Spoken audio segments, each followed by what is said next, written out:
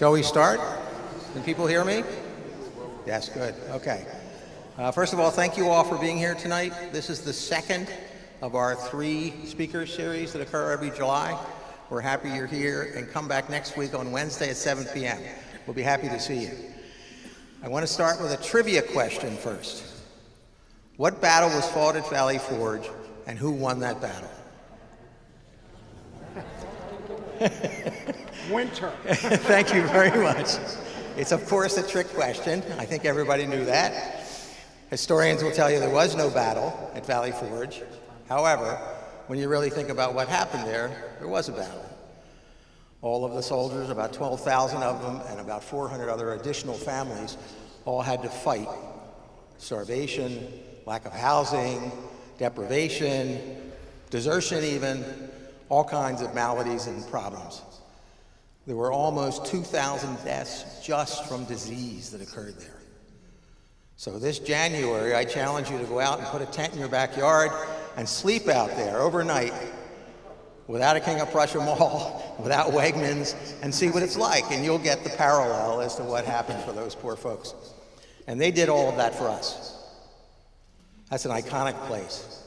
It's a reverence place. Speaking of reverence, the Washington Memorial Chapel is an iconic building as well, and it commemorates all of what happened there. It honors George Washington, but also honors all of the troops that were there as well. Well, you can correct me on anything I say wrong. How's that? So it's a very important, reverent place, and obviously the chapel also is very important. What's St. David's connection to it? Well, we have a few connections to it. Why are we offering this here at St. David's? We are an Episcopal Church, as is the Washington Memorial Chapel, very active church. Building, I believe, was built in 1903, or at least started in 1903. The funding for that church, is that close? Yeah, you can go home after my talk.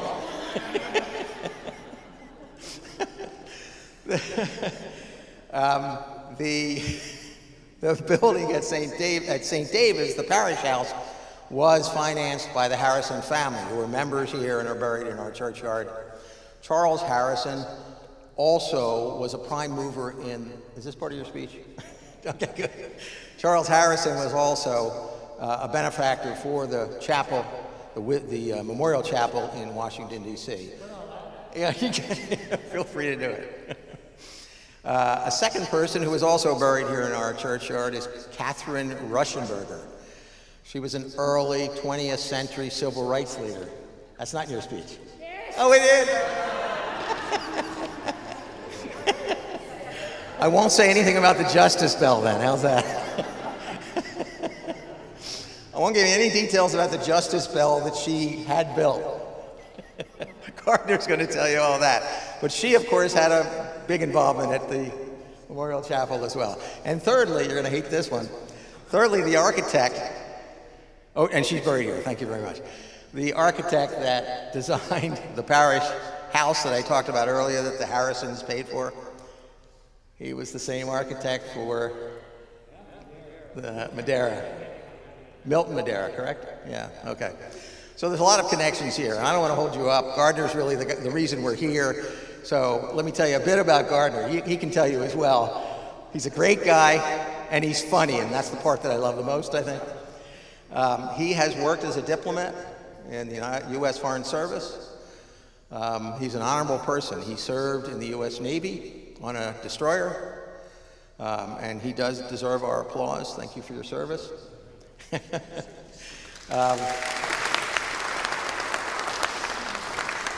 In addition to that, he is a member of many patriotic groups and loves to tell people about the founding of the country and the patriotism that occurred then and occurs now. He's a good man. And I'll give you Gardiner Pearson.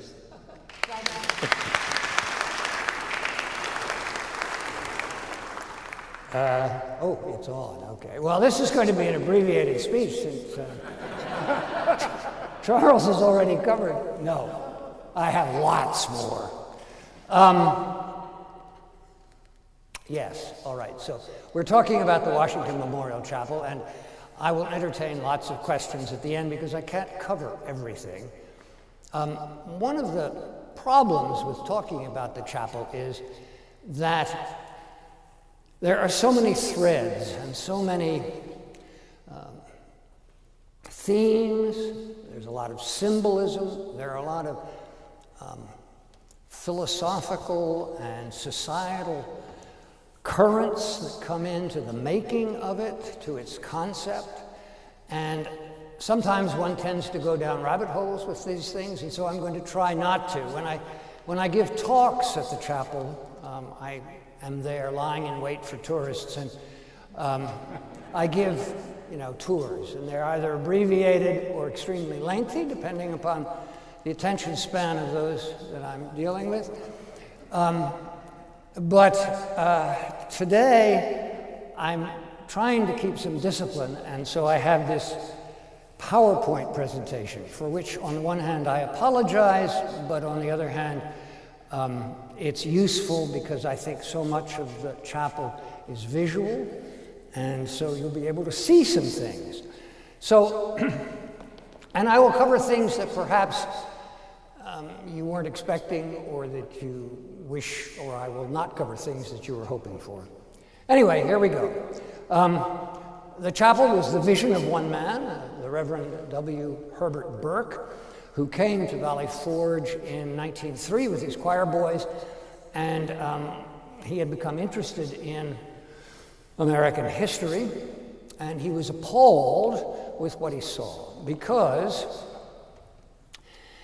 Valley Forge at that time, and this is a little bit out of order, but Valley Forge Park at that time consisted of about 200 or 300 acres.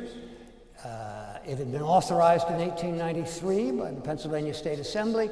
$25,000 big dollars had been set aside to buy farmland. The price of farmland, believe it or not, went up. And so they ran out of money. By 1903, there was no bucks in the coffers. And as a result, there were no signs, there were no memorials, there were no statues, there was nothing, absolutely nothing to tell you what had happened there. There was, of course, Washington's headquarters, which had been bought in 1876 as part of the centennial. Now, you'll see this point here, the centennial and the colonial revival. This is a very important element, one of the threads that formed the chapel. America had come to its 100th anniversary, had left the Civil War behind us, it had abolished slavery. We had, essentially the frontier was coming to an end. Americans began looking back rather than forward or surrounded by problems of the present. The centennial sparked the colonial revival, which had people. It had architectural elements to it. There was a great deal of sort of design related to what they thought was colonial architecture, and a great deal of interest in that period. Now, as I say, Valley Forge Park was in its infancy, not infantry.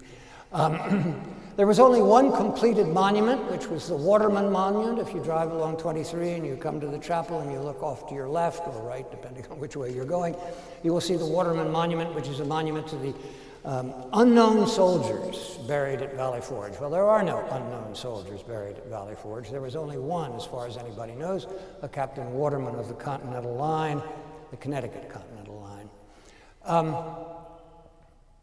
There was another thing that was happening at the time, a thing called immigration. And those of you who are members of lineage organizations, if you look back on your founding documents, you will notice that they were all founded in the 1890s.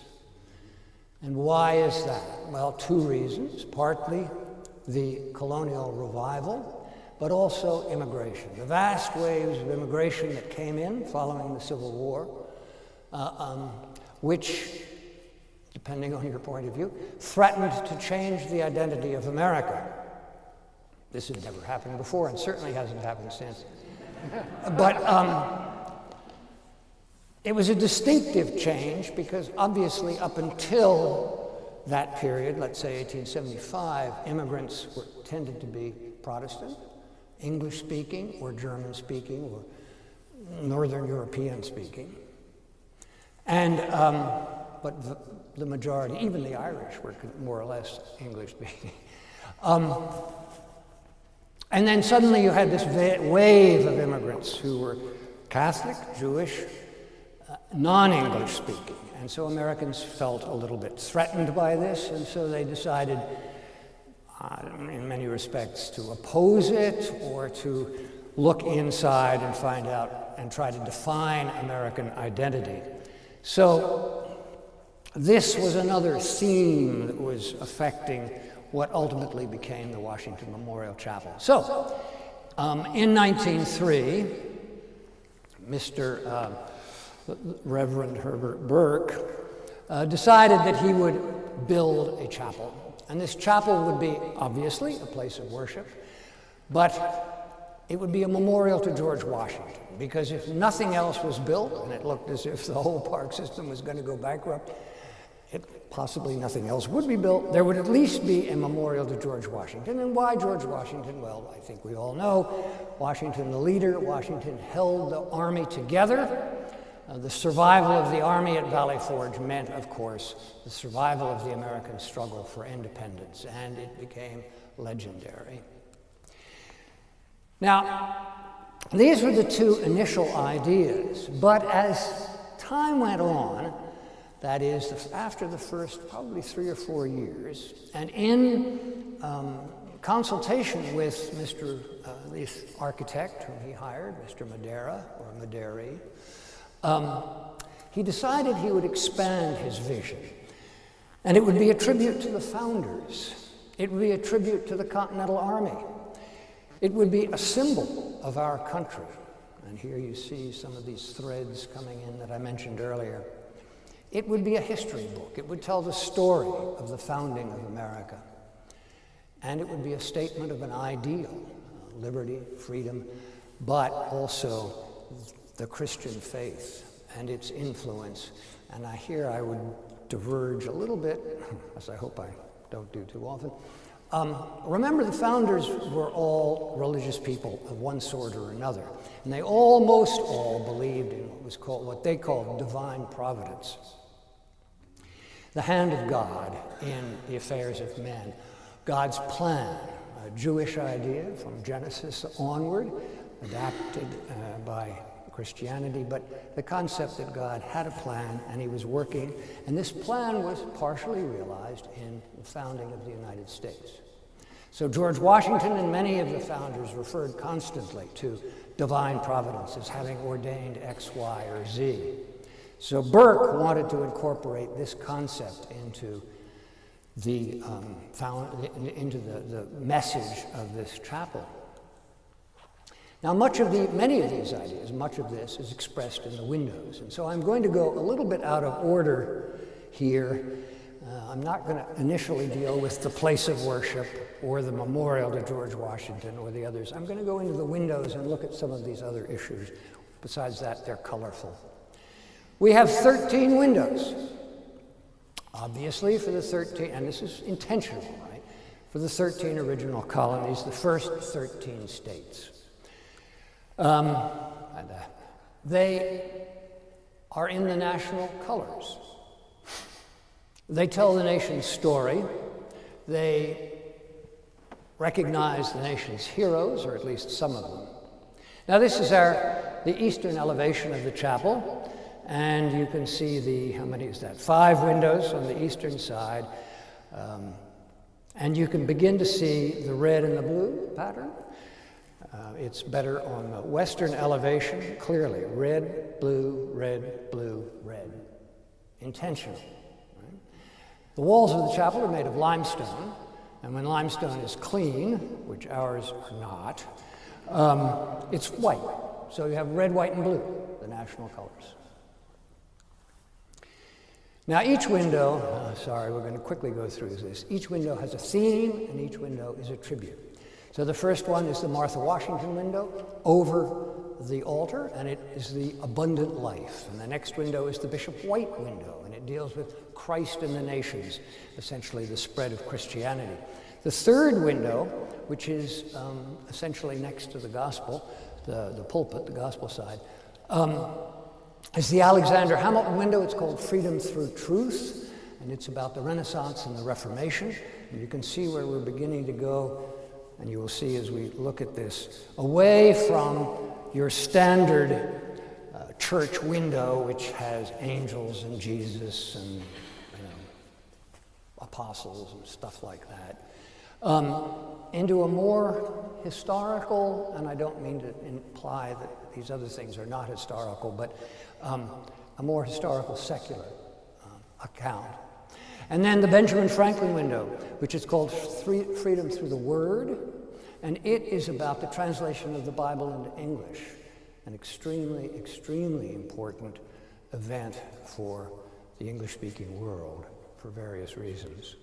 The Nathaniel Green window, which is the window of discovery, that is the opening of North America. The Lafayette window, which is the window of settlement, the early settlers from essentially 1570 up to 1740. The Anthony Wayne window, the window of expansion, westward expansion. The Robert Morris window, which is called the window of development. It's really about the Enlightenment in 18th century America. The John Houston window, nobody's ever heard of John Houston, but he was a surgeon in the Continental Army. It's called the window of patriotism. And again, I'll give you some examples of these. The John Paul Jones and Richard Dale window of the Revolution, the Thomas Jefferson window of democracy, the Benjamin Lincoln window of the Union, and the George Washington window, which is Washington's life. So I will now illustrate. Now, as I say, each window is a tribute and each is a theme. Each window has 8 or 12 medallions. A medallion is a piece within the window. It's a picture within the window. And depending on its size, there are 8 or 12. Each medallion illustrates some facet of this overarching theme in a window. Each window has a gospel verse associated with it. So even though there's a secular element to it, there is a religious reference. So here's the Martha Washington window. It's not a very good picture, but it's the abundant life. The reference is John chapter 10, verse 10. I have come that you might have life and have it in abundance. Burke believed that Christ's promise of an abundant life was realized in part, at least the sort of the physical part, as opposed to a spiritual element, in the United States. Each of these lancets reveals some aspect of the abundant life. So from left to right, it's literature, institutions, religion. You can see, let's see if this works. Yeah. Well, it doesn't work very well. The crucifixion and various other sort of key elements in the life of Christ. Science and art, all illustrated by scenes from the Gospels. A little hard to illustrate science. For example, the science window, or science lancet, one of the things is Jesus quelling the storm I guess that's meteorology or something. But literature, institutions, the family, suffer little children, the wedding at Cana, and the state, render unto Caesar. That's just an example. The Bishop White window is called Christ in the Nations. It's about the spread of Christianity. I only had one picture from that, so you're spared. You'll see why you're spared. But this it essentially traces the spread of Christianity. I think the first one is a St. Peter in Jerusalem, and then it's St. Paul before Nero. Got a marvelous fat hero here with some Roman soldiers, and that's and so on, all the way up to the Cathedral of St. Peter and St. Paul in Washington, but going through the Council of Arles and the British saints, St. Augustine, St. Patrick, and St. Columba, and the baptism of Pocahontas. The Hamilton window, freedom through truth. You shall know the truth, and the truth shall make you free. I have here the 4 bottom medallions in this window. Dante, the poet of the people, is a representative of several things. It's partly a representative of Renaissance, obviously, but also nationalism. Dante wrote in Italian, not Latin. So here's the beginning of an awareness of a national identity that Burke pointed out. And let me just say this. Burke came up with all these things on his own. He wrote extensively, he analyzed, he researched, and he said, I'm going to choose the following events to illustrate my theme. And so we have pages of documents. Why did he choose Dante? Dante is there with Giotto and the Bargello and a variety of other things, just to illustrate the importance, Bargello representing the Italian Republic and the concept of a republic. I can go on forever, I promise I won't. Wycliffe, the morning star of the Reformation, and his translation of the Bible.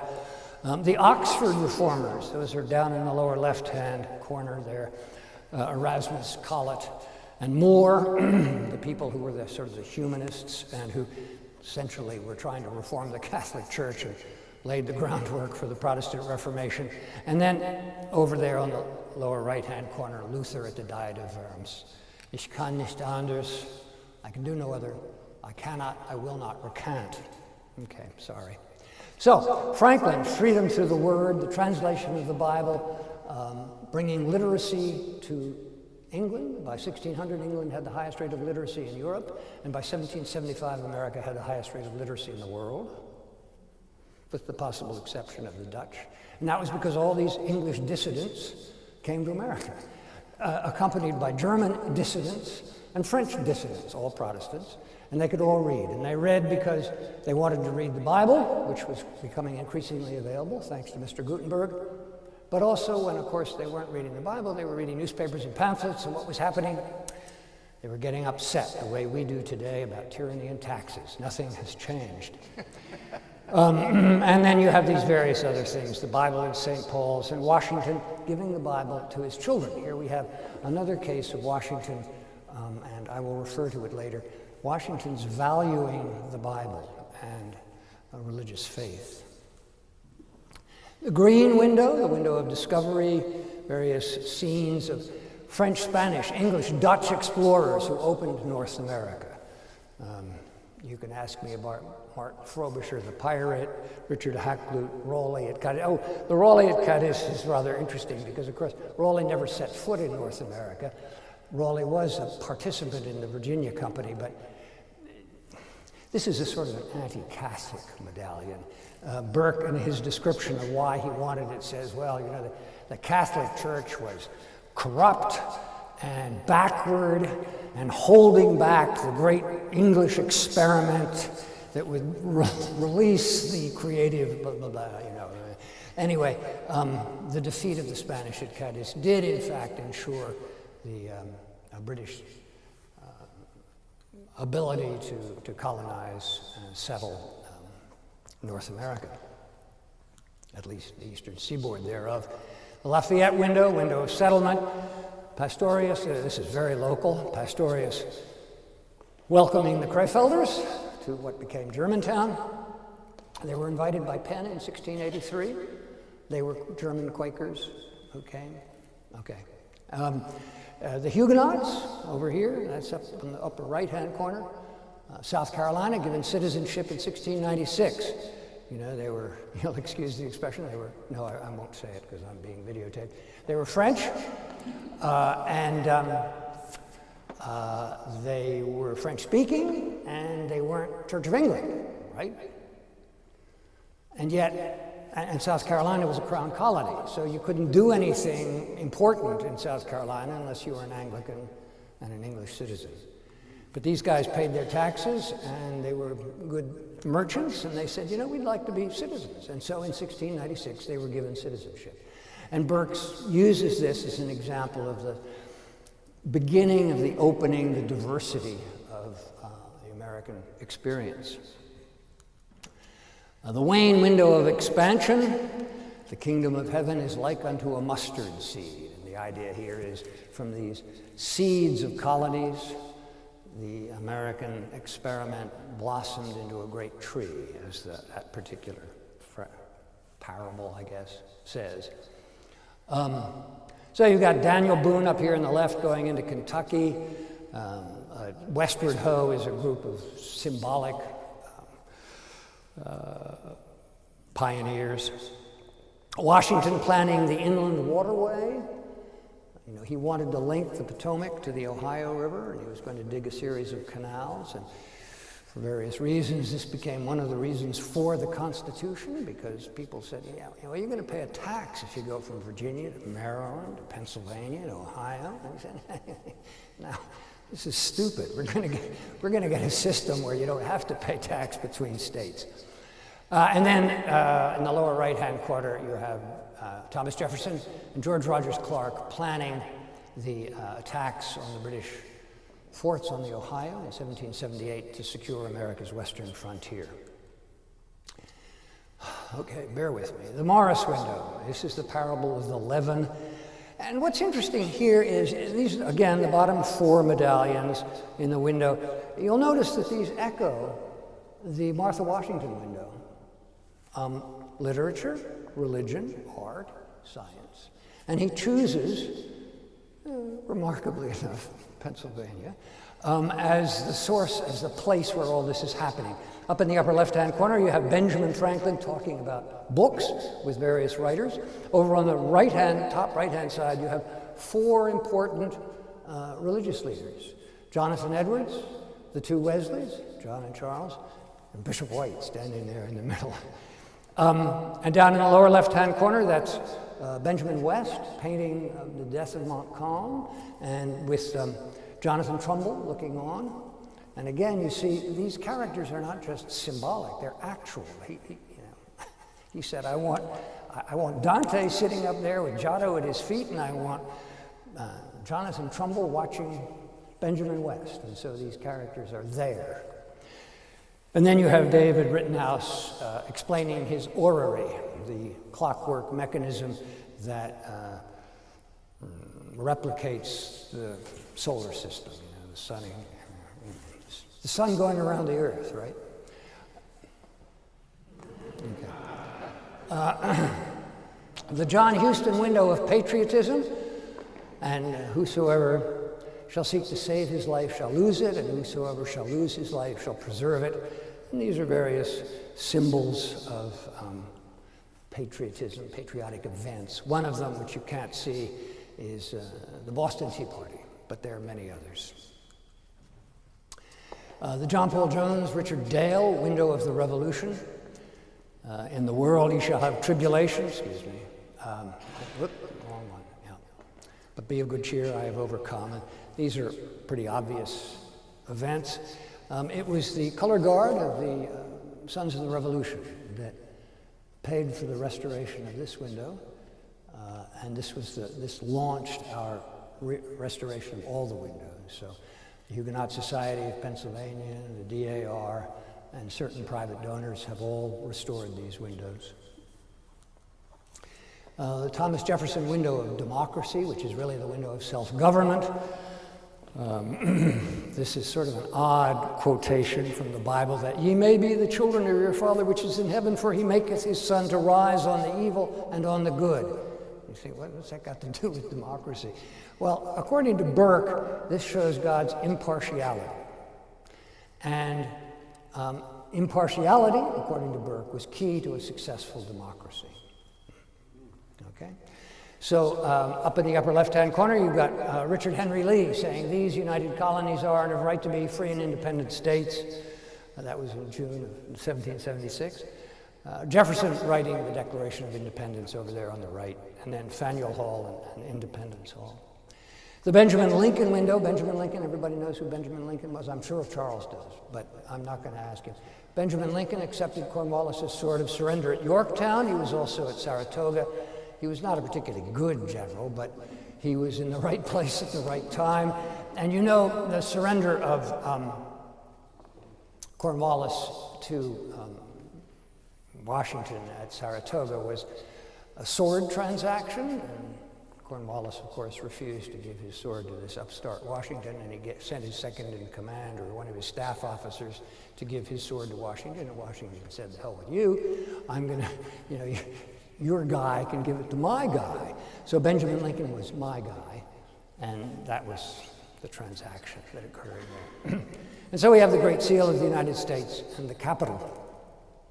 Okay, so on Washington's birthday of 1903, Burke launched the chapel with a sermon, and he said, I intend to build a fit memorial to the nation's, to the church's honored son. So here we're going to talk briefly about the chapel. The architecture is perpendicular Gothic, neo-Gothic, perpendicular Gothic, obviously narrow and tall, intended to give an illusion of height. Our ceiling is probably no higher than yours, maybe 42 feet. It's neo-Gothic, and neo-Gothic, was a product of the Oxford movement of the 18th, middle of the 19th century, a search for purity in the Anglican Church. Burke is, and then of course it came here and was used at college campuses and churches all over the place, neo-Gothic. Burke rejected a colonial structure because he said Washington fought against colonialism. And, we're a typical church, so we have all the stuff. We got gargoyles, we have a cloister, we have angels, we've got pelicans. Pelicans? Yeah, I'll show you some pelicans. We seat about 125 uncomfortably. It was meant to be a chapel. And it imitates an English University College chapel. So many people that come say, "Oh, this sort of looks like Westminster." Yeah, well, a smaller version of Westminster Abbey, and it's not a University College chapel, but that was the idea behind it. So here's our cloister, and I'll get into the cloister a little bit later, but it is a real cloister. You can walk in there and come around from one side of the chapel back towards the narthex. We have gargoyles, friendly gargoyles, and we have angels and pelicans. So you can see the angel. They support the roof. Angel there, pelican here. Pelicans? Why pelicans? No fair. You can't say it. It's all right. Why pelicans? Pelicans are a symbol of sacrifice, Christian sacrifice, because people thought that the pelican feeding its, it would go like this, that it was eating its heart and feeding it to its child. But it's an ancient symbol of sacrifice as well. So in any event, we have a couple of pelicans supporting our roof. So, a fit memorial to the church's most honored son, the second part of this sermon. And that, of course, is George Washington. So we spent a lot of time in the chapel looking at things related to George Washington, and perhaps the most important is the window over the narthex. It contains 36 medallions tracing his life chronologically from his baptism to his retirement at Mount Vernon. There are 6 lancets in this window, and they trace an overall theme. The 2 left-hand lancets deal with Washington, the Virginian, starting with his birth and baptism in 1732, and ending in 1774 when he goes off to the First Continental Congress. And the middle 2 lancets are called Washington the Patriot, and it's his command of the army, starting with his accepting the commission on the 15th of June, 1775, and his resignation, his commission in Annapolis in December of 1783. And then Washington the American, his post-war career. So it traces essentially his transformation from provincial Virginian to American. Now, there was another element to this mission that and this idea that Burke had, and he wanted to emphasize, as that introductory line said, the church's most honored son. He wanted to dispel the myth that Washington was not a Christian. Now, as you know, the 19th century saw in the first quarter of it sort of mythologizing of George Washington. He's often shown sort of flying in the air, literally. Towards the end, we got historical revisionism, and Washington had feet of clay, and he wasn't really a Christian. He was a deist, and he never attended church, and never took communion, blah blah, which are not true. He may have been a backslider in some respects, but he did attend church and he did take communion. So there are various medallions in this window to illustrate that Washington was a Christian. So here's one of them. Washington's baptism. Remember, if he's baptized, he's a Christian. He may be a backslider, but he's a Christian. By definition, at least with the Catholic, Anglican, and Lutheran Church. I can't speak for the others. And here we have an event, the Battle of Monongahela. Now, you know, at the Battle of Monongahela in 1755, it's also called Braddock's defeat, where the British Army attempted to take Fort Duquesne from the French and failed miserably, suffering 50% casualties, and Braddock himself was mortally wounded. Washington was 23 years old at the time. He was a lieutenant colonel of the Virginia Regiment, and he was a sort of a guest on Braddock's staff. Braddock was mortally wounded. Washington buried him. And what did he do? And what did Burke do? He didn't choose the battle. Mind you, Washington became known as the hero of Monongahela. And this is one of the reasons why he was chosen as commander of the army. You know, he wore his uniform to the second constitutional, not the second constitution. Yeah, the Second Continental Congress. I get them confused. Second Continental Congress, and for geographical reasons as well, because he was a Virginian, he was elected, but it was also because he was a hero.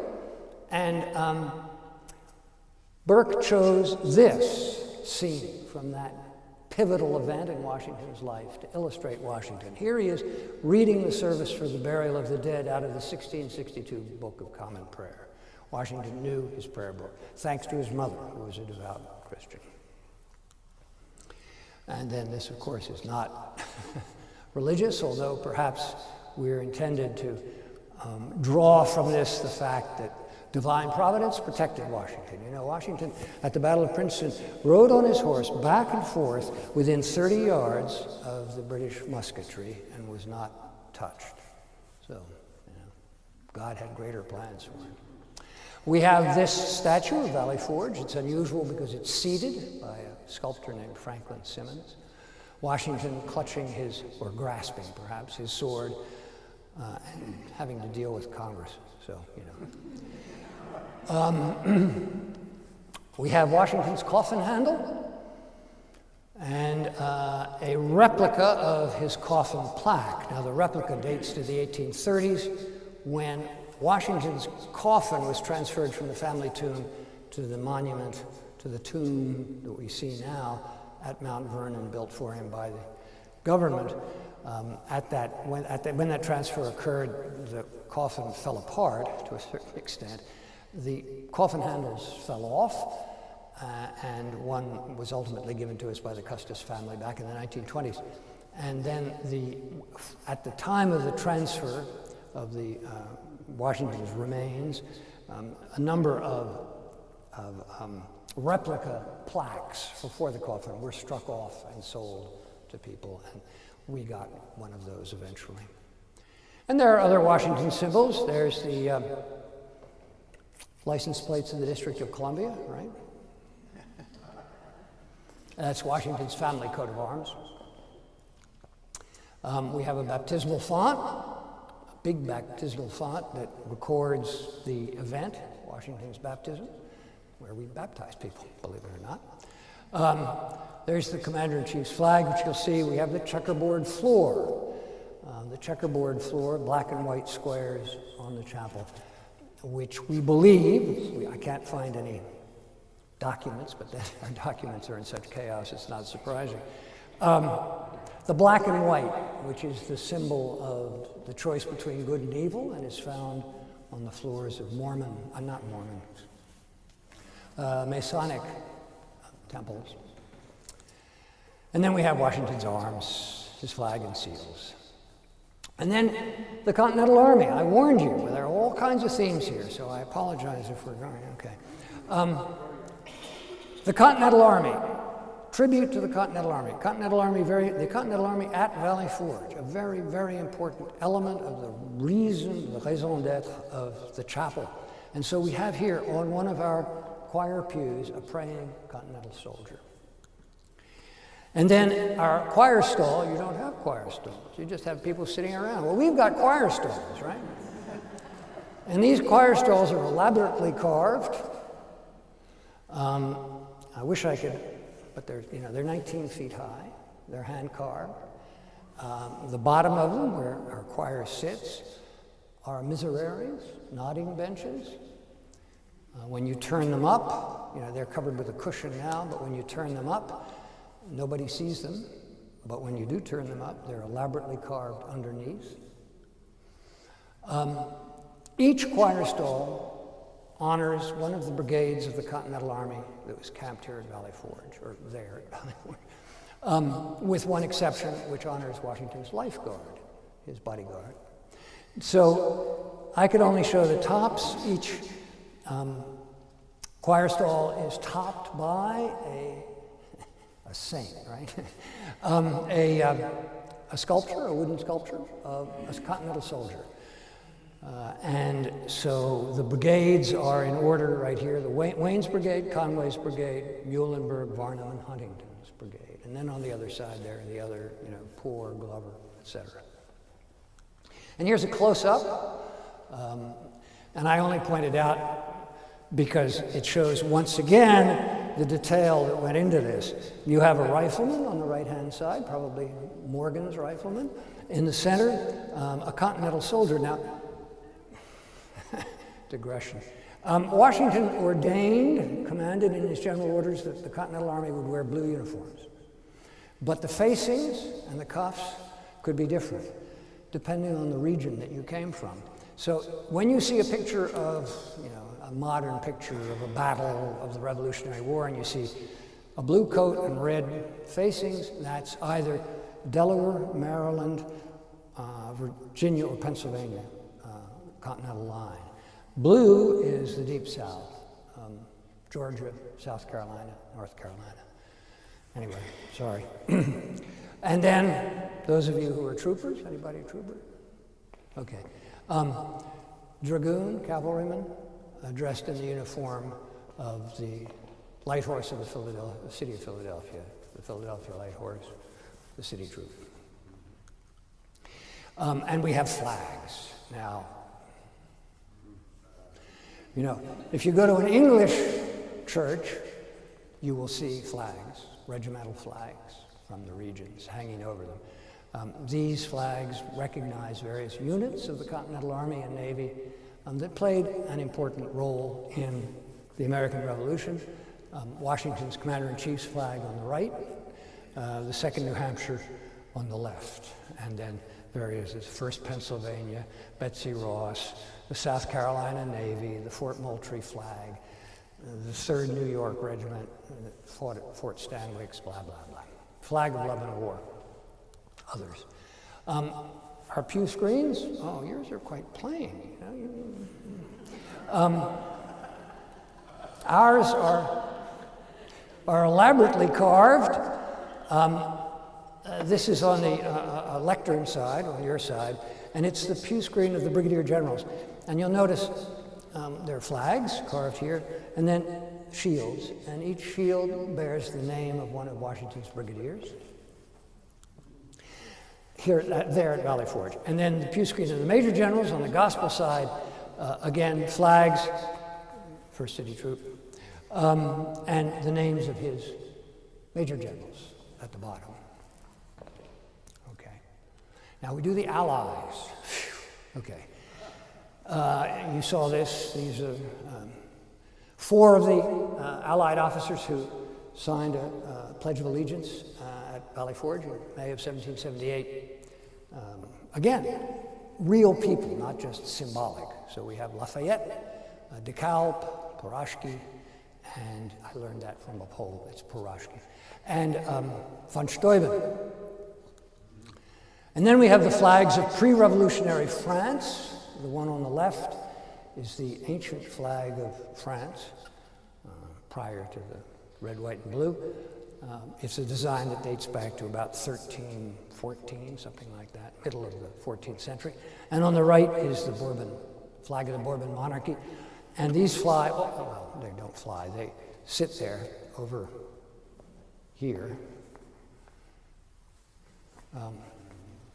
all the time. And that's in recognition, of course, of our French allies who enabled us to win, or at least shorten the war. And then, you know, you're familiar, I'm sure everybody here has at least driven by the Washington Memorial Chapel, and you know there's the big bell tower. And between the chapel and the bell tower is what's called the Porch of the Allies. And the door to the Porch of the Allies features on both sides the arms of the Allied officers. Here you can see Rochambeau, de Gouvion, Duportail, d'Estaing, Lauzun, and Porashki. And then it leads into the Porch of the Allies. That's heading towards the bell tower. And it's called the Porch of the Allies because there are these 5 bronze plaques on the bottom, 5 bronze seals. DeKalb, von Steuben, Lafayette, Rochambeau, and Pulaski. And then we honor the founders and the patriots. And this is, patriots and statesmen, plenipotentiaries and soldiers, signers of the Declaration of Independence and friends of Washington. They devoted their lives, gave their fortunes and their blood in the service of their nation. Sacred honor, too. Founders, we already said the windows. We have the pew of the presidents. I'll show you a quick thing of that. The Lee Choir pew, of which this is a part, and the pews of the patriots. So here, the first pew on the gospel side is the pew of the presidents. It has the presidential seal, and it's dedicated to the 2 presidents who served at Valley Forge, and the only 2 presidents who served. We all know Washington, but some of us have forgotten James Monroe, who was a captain, ultimately a captain in the Continental Line. Virginia Continental Line. Okay, all right. And here's the Lee Choir pew given to the chapel in 1926. It honors the Lee family of Virginia, all those members of the Lee family who participated in the American Revolution. Unfortunately, Robert E. Lee is conspicuous by his absence because he wasn't there at the time. But this is his father, Richard Henry, Light Horse Harry Lee. And then we have the pews of the patriots, this magnificent picture, which makes the chapel look 10 times bigger than it is, shows our pews and the Washington window in the back. Each pew, we have 12 on either side, which seats, again, uncomfortably 4 people. And each pew has 2 brass plaques, one dedicated to a patriot of the American Revolution and the other honoring the person who gave it. This was a money-raising scheme back then. And that's all we do, raise money. You're probably unfamiliar with that. It took 23 years to build the chapel because, of course, the Diocese of Pennsylvania did not subscribe to Field of Dreams. If you build it, they will come, right? They said, if you want a chapel, you better build it yourself because we're not paying for it. So Burke had to go all over the country raising money. And so we have donations from South Dakota, all over. But it took a while. And then, as Chas mentioned, when it looked in 1910 as if the chapel was going to go belly up, they were having a little bit of difficulty raising funds, but they'd already built a lot of it. Charles Custis Harrison stepped in. He was provost of the University of Pennsylvania, and he led a fundraising drive that brought it to conclusion. So by 1926, the last window was put in. And if you go there now, it looks like it did in 1926, a little bit dirtier. And then we honor the nation with the colonies and the states. Here's the cloister seen from another side, 13 bays. Each bay has unique limestone tracery. So the design of each bay is different from each other. And here you see it on the inside with the bronze plaques that contain the colonial seal with the state seal on the roof, and it's in desperate need of restoration.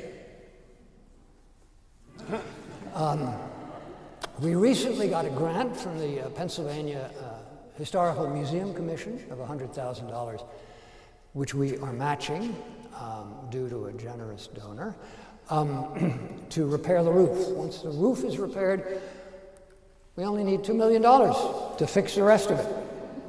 And we hope to have it finished in a couple of years. So if you know anybody that feels they really want to help out in this historic and important and significant effort, let us know. Or, leave it in the donation box.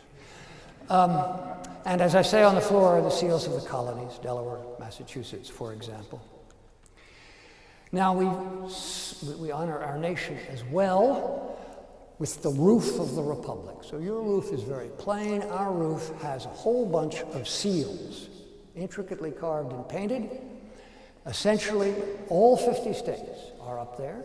The seals are arranged in the order of the state's admission to the Union. So Delaware is by the door, and Alaska and Hawaii are by the altar. Anyway, and what you're looking at here is Illinois, Alabama, and Maine. But the most important one is Pennsylvania, right? So that's the second state to ratify. And then we have these two tablets by Martha Hovenden. One is the Declaration of Independence with the names of the signers and the states, and the other one is the Constitution, also by her.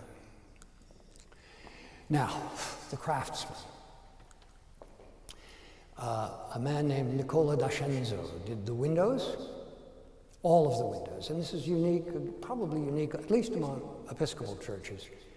These aren't memorial windows in the sense that, a family gives them one at a time, so that the design changes and often the maker changes. All of them were done by Nicola D'Ascenzo between 1917 and 1926. Edward Main also did the wood and stone carving, very elaborate wood and stone carving. The wood and the stone both are from Indiana, limestone. And Samuel Yellen did the metalwork. A man named Bella Pratt did that sculpture you saw in the cloister. He designed the $5 gold piece and worked as a sort of in conjunction with St. Gaudens. And then I mentioned Martha Hovenden. Now, all of these people were Americans. All were Philadelphians. All except Pratt and Hovenden were born in another country. The melting pot. D'Ascenzo was born in, believe it or not, in Italy. Edouard Men was born in Belgium, as were his two nephews who worked with him. And Samuel Yellen, who was a Jew, was born in, depending on the day of the week, Ukraine, Russia, Poland. And obviously found that the climate there was not salubrious to Jews, so he came to New York in 1905, and he realized his mistake and came to Philadelphia in 1907. These men worked closely with all the great architects of the East Coast. They were not hired because they were, immigrants, because it wasn't what's the term? It wasn't affirmative action. They were hired because they were the best. And to have this group of people together is not unique, because there are other churches that have it, but it's a mark of a real architectural effort, a real sense of aesthetic. And here's an example of Yellen's metalwork, our narthex gate, his door hardware. He worked in not only in wrought iron, but also in brass and bronze. This is a handle on the door to our narthex on the left, contains a dragon. These people were also influenced by the arts and crafts movement, and I'm not going to get into that, but you know, William Morris, the arts and crafts, is sort of harking back to the guilds. It was a reaction against industrialization. All these people were influenced by this desire to get back to the purity of essentially the medieval period. So you see some old Gothic themes in their artwork. Here's the Huntington door. And this is Bella Pratt's. This statue was given by the Heckscher family in memory of their mother, who died in childbirth in 1914 or 15. The statue was erected in 1916 in the cloister and became a pilgrimage site for the mothers, daughters, sisters, wives, and sweethearts of men serving in France during the First World War. And it came to the attention of Woodrow Wilson, who called the Washington Memorial Chapel the shrine of the American people as a result. I wish it still were. And then we have the carillon, and I don't know how many of you have been to a carillon concert. It's an acquired taste, but every Wednesday evening we have a carillon concert. It's free. You can bring a picnic. Tonight there's one happening, and Father Tommy is preparing his revolutionary barbecue. You missed it, too bad. So it's a great event, and then later in August, last week in August, we have an Irish thunder, which are fife and drums, not fife, bagpipes and drums, and they put on a marvelous performance. It has 58 bells, tuned bells, so we play it on a keyboard. One for each state, one for each territory, and the peace chime. And Charles stole my thunder here, but the Justice Bell, which is in the atrium, the Justice Bell was paid for by a woman named Catherine Ruschenberger, who lived kind of around the corner, a woman of some means. She was in favor of women's suffrage, and in 1915 there was an amendment to the Pennsylvania State Constitution that was being proposed to give women the vote. And so in order to get out the vote, she had this bell cast. It's an exact replica of the Liberty Bell, except that it says to proclaim justice along the top. And she bought a truck. This thing weighs a ton or two. And she carted it along with her fellow women. We don't say suffragettes. We say anyway. People supporting the women's rights vote throughout every county in Pennsylvania in support of this. Unfortunately, the amendment failed. It was passed in every rural county. It was the industrial counties which had the votes, of course, and had the men. And it failed. And so she said, I'm going to chain this bill, which she did. It's not going to ring again until women can speak. And in 1920, with the passage of the 19th Amendment, she unchained it and took it down to Independence Hall. And we reenacted both events. That is, the 1915 chaining in 2015, and the unchaining and the taking it down to Independence Hall in 2020. Somewhat spoiled by COVID. Okay, so in closing, I'm going to show you this quotation from Burke, and I think it serves to remind us of a couple of things, but also I think you can remark about its unusual nature, both then and to a certain extent now.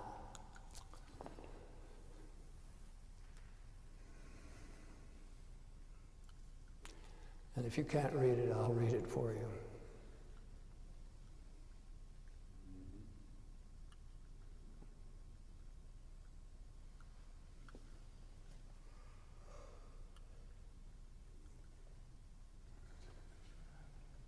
Now this is 1926.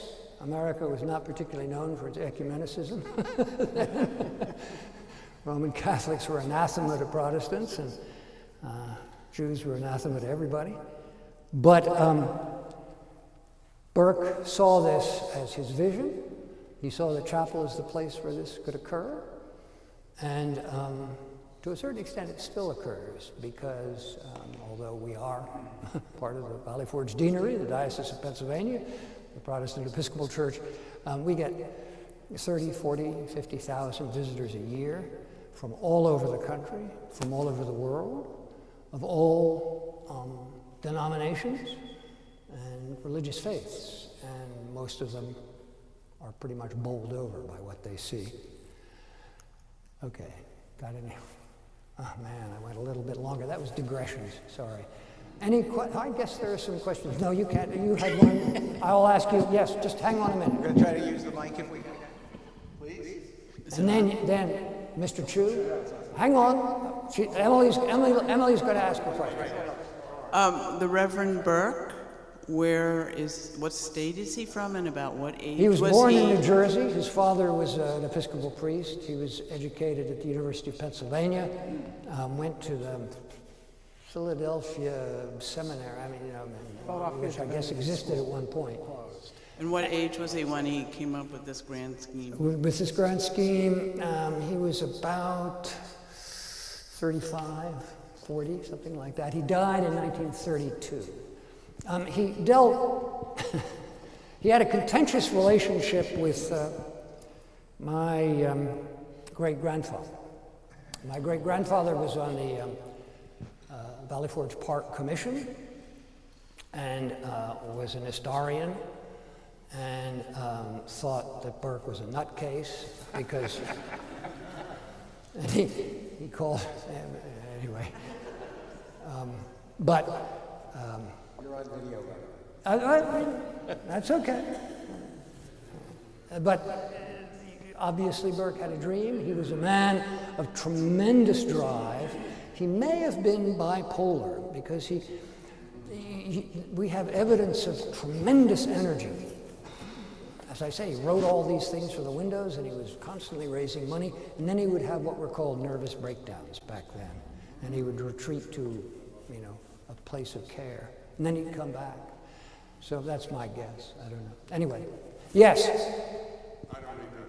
Speak loudly. Gardiner, you are eloquent and brilliant. Your extemporaneous speaking is not at all unlike that of our great minister, Reverend Rick Morley, who may or may not be here. He's being anonymous tonight. I would like to say, and I mean this sincerely, the spirit lives on.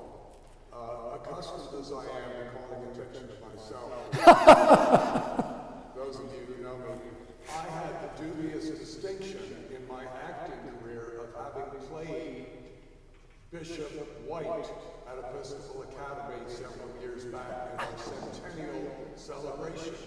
So little Sammy Chu, who almost flunked out of Episcopal Academy, is the embodiment of Bishop White, so I'm glad to be here. It's true. Well, Thank you so much. you're welcome. Maybe D'Ascenzo used you as a model for Bishop White? I'm going to get thrown out of here. It's my own shit. Oh, I certainly don't have a microphone. I was wondering if you could comment on the aspect that the chapel is incomplete in some eyes. You can see the coining work in the corners. And there's a drawing, I believe, because I used to be at deanery meetings, of what the chapel was meant to look. Yes. I can comment. Would you like me to comment? Yes, I'd love to hear that. Very good. Yes, it was originally conceived, first of all, when you look at it from the front, I could probably, oh my God, this will take forever. If you look at it from the front elevation, there's the chapel, and then there's a section, which is the Porch of the Allies, going over to the bell tower. And I guess that belongs there. The part between the bell tower and the chapel was designed to be 2 stories, and it was going to be a museum. And in fact, it was a museum for many years until the Valley Forge Historical Society seceded. And if you look from the bell tower towards the chapel, you see a big section of mortar work, which was covering up what would be the extension, and it was never added because of the Depression. The bell tower originally was to be much smaller. It was to be squat, and again, looking like an English college. The whole design was very English college, Gothic, or in their case, Gothic.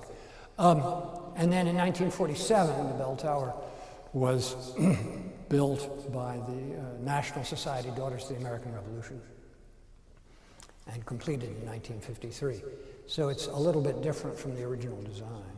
But this 2-story structure was to go all the way around and down. I don't know whether you've been there to the bookstore. Mm-hmm. That was to have 2 stories as well. And you can see, I didn't know the architectural term, but there are stones sticking out where it's... I think it's called coining. Coining, yes, okay, sounds good to me. And originally, I don't know whether you've ever...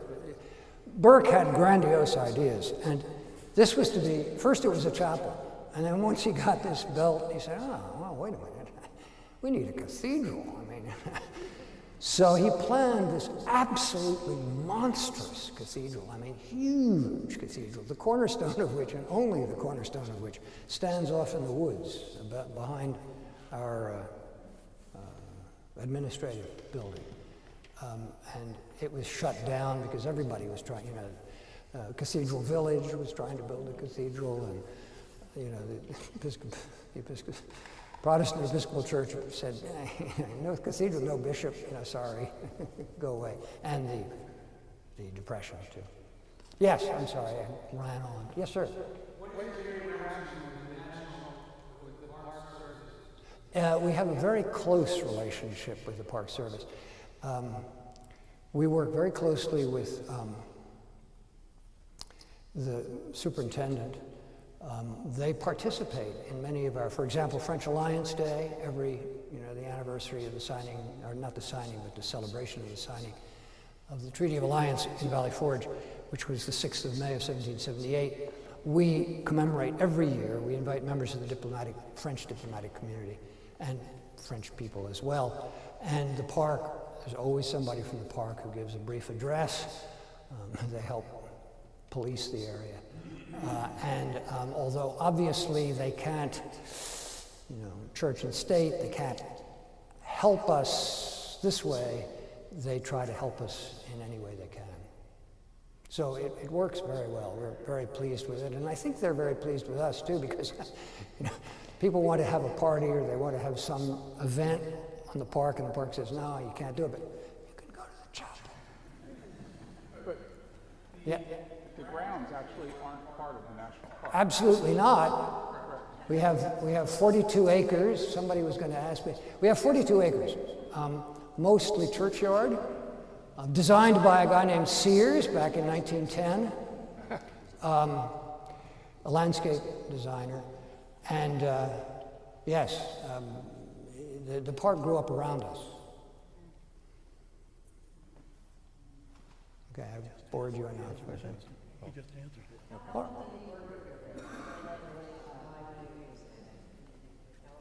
Moi? Okay, I just wanted to know how often you are over at the church to give tours. Well, I'm over on request. I mean, in other words, I have my card here. I'd be more than happy to give tours to anybody who wants. I'm not there regularly. We have 4 or 5 other docents who are, generally between noon and 3, Tuesday, Wednesday, Thursday, Friday, and Saturday. We're trying to get more docents. If anybody wants to do it, I'd be welcome. They would be welcome. I'd be happy to train them. But if you like my amusing presentations, you can get in touch with me. Yes, ma'am. You better, I didn't quite catch that, so you better. We're recording, so it doesn't always pick it up.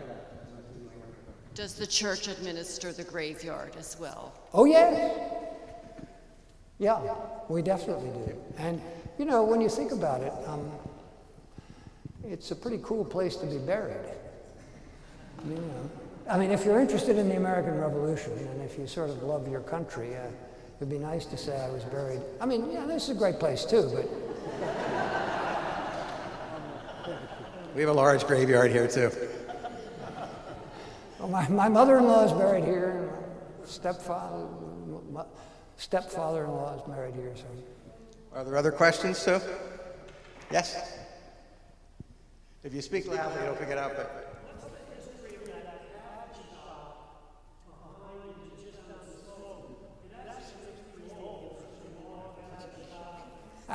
Yes, the cabin shop, the history of the cabin shop. The cabin shop was originally the Sunday school, but it's not, you know, it's not, doesn't date back to the American Revolution. It probably dates back to about 1910, 1912, when they decided to build a Sunday school, and then ultimately became the cabin shop. Is that enough?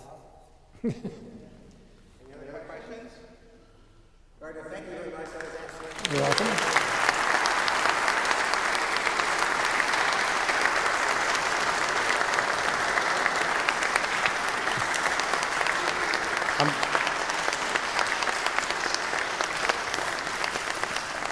That was a long applause. You realize that, right?